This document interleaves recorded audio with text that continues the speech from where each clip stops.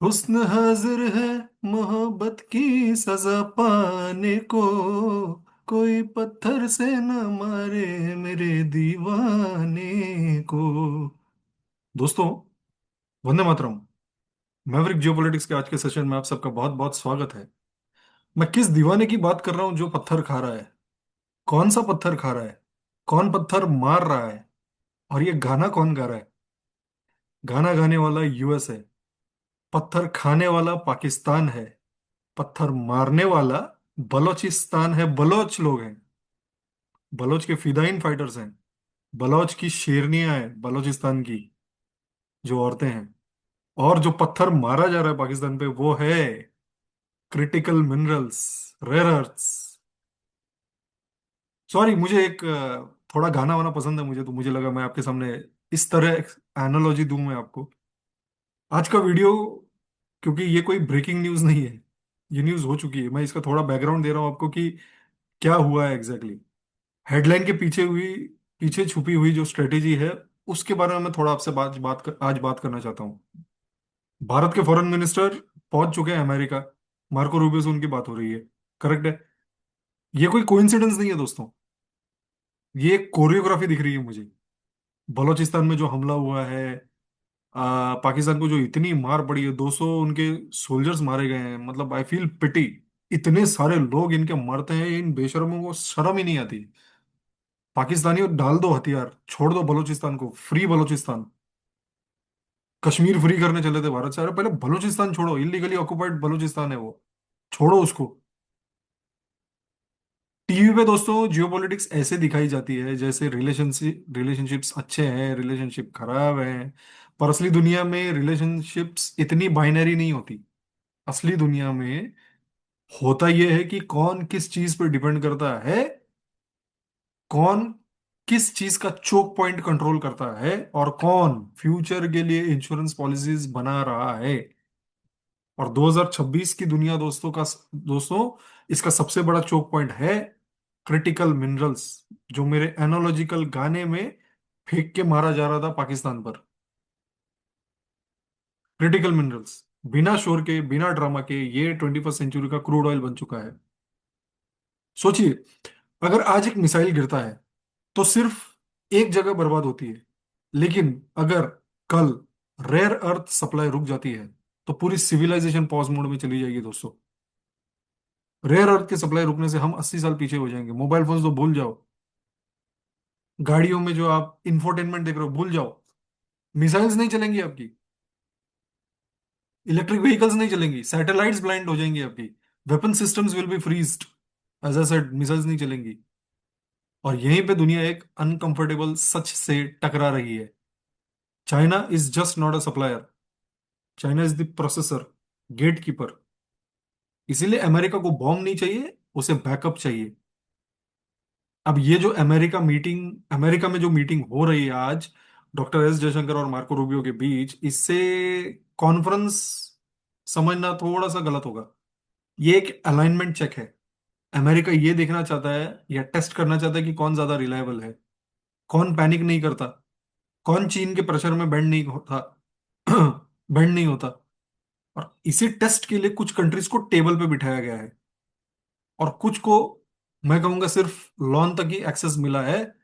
जैसे कि पाकिस्तान खड़ा कर दिया बाहर लॉन में। भाई तू वहां खड़े रहे। शाहबाज और Munir, stand there, don't enter the room. White House के लॉन में जो हुआ वो डिप्लोमेसी कम, थिएटर ज्यादा था। पाकिस्तान का प्रॉब्लम यह है दोस्तों, वो हर बार फ्यूचर को शॉर्टकट में बेचने की कोशिश करता है। कभी बोलता है हम स्ट्रेटेजिक लोकेशन है, geo strategically we are very very critical. Pakistan ऐसा बोलता है। कभी बोलता है हम मिनरल्स का सऊदी अरब है। वो छोटे छोटे कंचे लेके पहुंच गया था ना व्हाइट हाउस में, मुनीर। वो दिखा रहा था ऐसा करके, ये देखिए, ये क्रिटिकल मिनरल्स हमारे यहाँ है। घंटा कुछ है बलोचिस्तान में। होता तो अब तक चीन को नहीं मिला होता। चीन तो 2012 से है ना, उसके भी पहले से थोड़े। तो चीन ले लिया होता। चीन को मिला है बाबा जी का थुल्लू अब तक वहां पे। अमेरिका के ढूंढ लेगा भाई। और बलोचों ने तो क्लियर बोल दिया था कि भैया don't even think of entering this area. This is Balochistan, the Republic of Balochistan. ऐसा कहा था मीर यार बलोच ने। जो लोग सीरियसली प्लानिंग करते हैं दोस्तों, उनको स्लोगन्स नहीं चाहिए होते हैं। उनको चाहिए verified data, extraction capability on critical minerals, processing ecosystem, political stability. और पाकिस्तान इन चारों में फेल है, अनफॉर्चुनेटली। इसीलिए उसको फोटो तो मिलती है, लेकिन क्रिटिकल मिनरल प्रोसेस करने के लिए कोई कुछ नहीं मिलता। वो कर ही नहीं सकता। भारत का एडवांटेज आप अगर देखें यहां पर, तो वो लाउड नहीं है। भारत ये नहीं बोलता हम सुपर पावर है। कभी नहीं सुनोगे आप। चीन जैसे खुद को सुपर पावर बोलते फिरता है और फिर मुंह की खाता है। हमने कभी भी क्लेम नहीं किया कि हम सुपर पावर है। भारत शांति से ये बोलता है कि हम राहुल द्रविड़ है क्रिकेट के। And who was Rahul Dravid?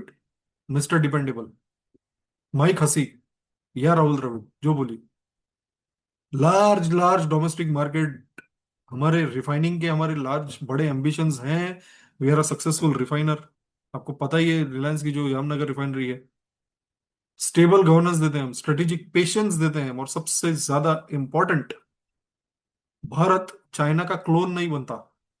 Bharat China का ऑल्टरनेटिव बन के दिखाता है। इसीलिए अमेरिका के लिए भारत अनकंफर्टेबल भी है और इंडिस्पेंसेबल भी। भारत ऐसी हड्डी है जो ना जो ना निगली जाए ना फेंकी जाए।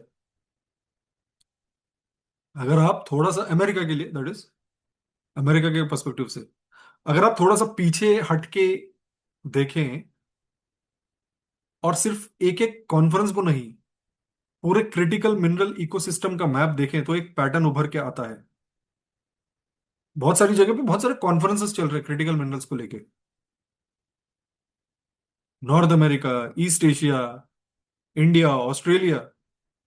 दोस्तों ये कोई ज्योग्राफी का कोइंसिडेंस नहीं है। ये गूगल मैप पे रैंडमली लगे हुए पिंस नहीं है। ये वो जगह है जहां से 21st सेंचुरी की इंडस्ट्रियल हार्ट बीट कंट्रोल होने वाली है। Let me repeat again. North America, East Asia, India and Australia. North America देगी capital, technology and policy control. East Asia देगा processing, manufacturing and industrial depth. Australia देगा raw material और एक stable mining ecosystem. और भारत, भारत क्या देगा? Scale, market and strategic balancing. समझिए इसको इस तरह, अगर कल दुनिया एक फैक्ट्री बन जाती है, तो ये चार जगह उस फैक्ट्री के लोड बेरिंग पिलर्स हैं। और अब जरा इस पिक्चर में मुंबई को आप डाल दीजिए। जब मुंबई इस ग्लोबल कैलेंडर पे आता है, तो इसका मतलब ये नहीं होता कि इंडिया भी आ गया है इस लिस्ट में। इसका मतलब होता है कि इंडिया अब लिस्ट बनाने वालों में आ गया है। India is not only part of the list, India is actually making the list कि कौन कौन आएगा इस कॉन्फ्रेंस में। भारत सिर्फ सुनने के लिए नहीं बैठा है। भारत सिर्फ स्लाइड्स देखने के लिए नहीं जा रहा है। भारत अब कह रहा है एजेंडा यहां डिस्कस होगा।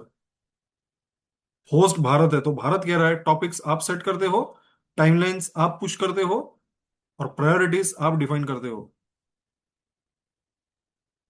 ये है होस्ट बनने का मतलब। जो मुंबई होस्ट बनेगा, critical minerals and clean energy India conference, 10 से 11 फरवरी, मुंबई में। जियोपॉलिटिक्स में दोस्तों, होस्ट वही होता है जो फ्यूचर का ट्रैफिक डायरेक्शन डिसाइड करता है। इसीलिए अब जब मुंबई ये होस्ट करने जा रहा है, तो सिग्नल बहुत सिंपल है, लेकिन एक्सट्रीमली डीप। और क्यों ये सिर्फ एक इवेंट नहीं है, बल्कि एक स्ट्रेटेजिक स्टेटमेंट है, मैं कह रहा हूं। क्योंकि ये कोई फोटो सेशन कॉन्फ्रेंस नहीं है। ये कॉन्फ्रेंस एक ऐसे टाइम पे हो रही है जब दुनिया एक ही सवाल से जूझ रही है: चीन के बगैर फ्यूचर सप्लाई चेन कैसे चलेगी। इस कॉन्फ्रेंस का कोर फोकस क्या है? क्रिटिकल मिनरल्स की अवेलेबिलिटी, क्लीन एनर्जी ट्रांजिशन के लिए रॉ मटेरियल, प्रोसेसिंग और refining partnerships, trusted supply chains, and सबसे important, long term strategic alignment. यानी बात सिर्फ खुदाई की नहीं है, बात है कंट्रोल, कंटिन्यूटी और क्रेडिबिलिटी की। अब सवाल उठता है, मुंबई क्यों? क्यों वॉशिंगटन नहीं, क्यों ब्रसल्स नहीं, क्यों टोक्यो नहीं? आंसर बहुत ही सिंपल है। क्योंकि भारत अब सिर्फ डिमांड डिमांड साइड में नहीं बैठा है। भारत अब सोल्यूशन साइड पे बैठा है।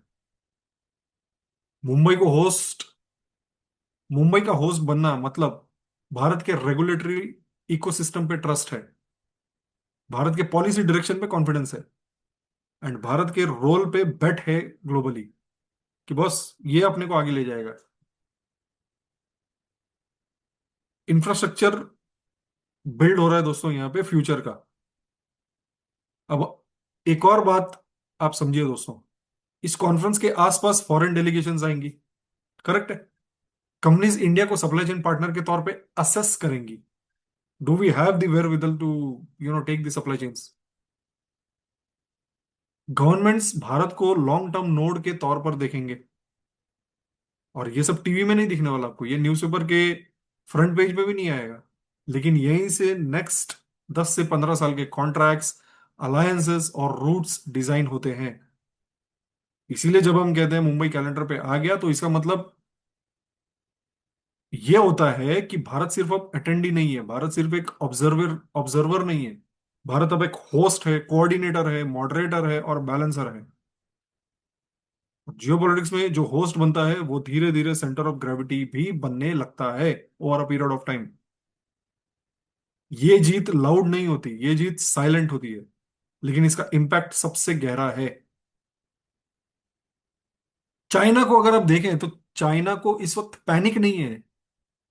और ये बात समझना बहुत जरूरी है अपने को कि चाइना को पैनिक तब होगा जब कोई चीज धीरे धीरे उसके हाथ से निकलनी शुरू होगी। यहां ऐसा कुछ नहीं हो रहा है। चीन जानता है कि ये जो डाइवर्सिफिकेशन की बात हो रही है, ये कोई स्विच नहीं है कि आपने स्विच को ऑन या ऑफ कर दिया। चीन जानता है माइनिंग डेवलप करने में सालों लगेंगे, सालों। प्रोसेसिंग प्लांट्स बनने में कई दशक लग जाएंगे। और सप्लाई चेन का ट्रस्ट ओवरनाइट शिफ्ट नहीं होगा। इसीलिए बीजिंग शांत है। बीजिंग जानता है भाई, चलने दो, बहुत उड़ रहे हैं ये लोग, हल्ले हल्ले चलने दो।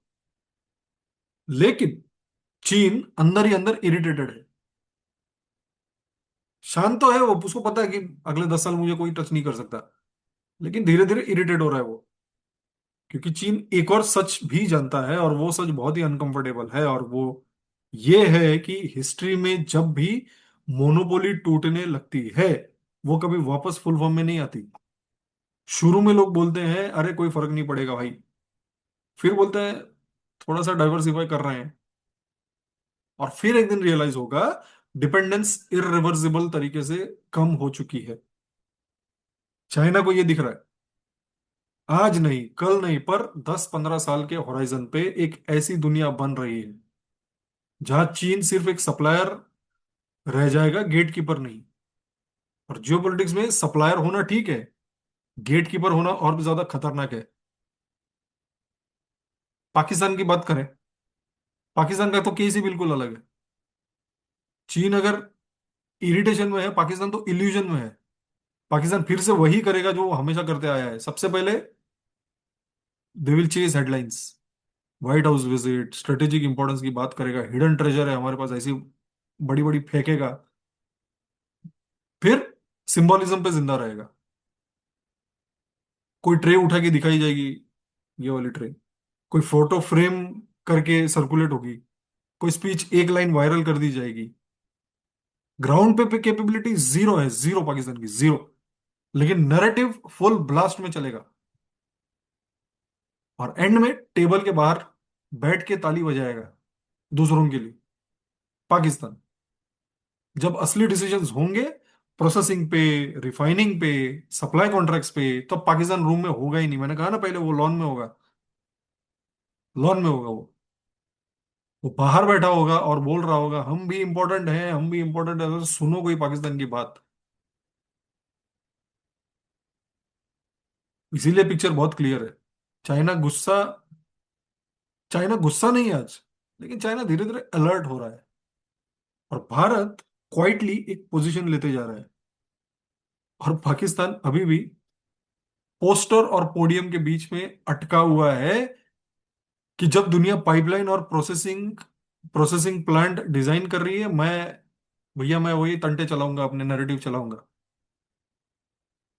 दोस्तों, इतिहास गवाह है जो टेबल डिजाइन करता है वो फ्यूचर कंट्रोल करता है।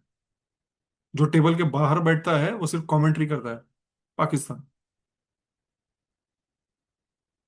दोस्तों, आज के वर्ल्ड में सबसे बड़ी जीत वो होती है जिसका अनाउंसमेंट बाद में होता है। भारत शोर नहीं मचा रहा, भारत पोजीशन ले रहा है। और जब जब आप पोजीशनिंग सही कर लेते हो तो बाकी चीजें अपने आप लाइन में आ जाती हैं। अपने आप। It will take time, but it will come. चलो, इसी नोट के साथ दोस्तों, आज का सेशन मैं यही अंत करता हूं। चैनल को लाइक शेयर एंड सब्सक्राइब जरूर कीजिए। जय हिंद, भारत माता की जय।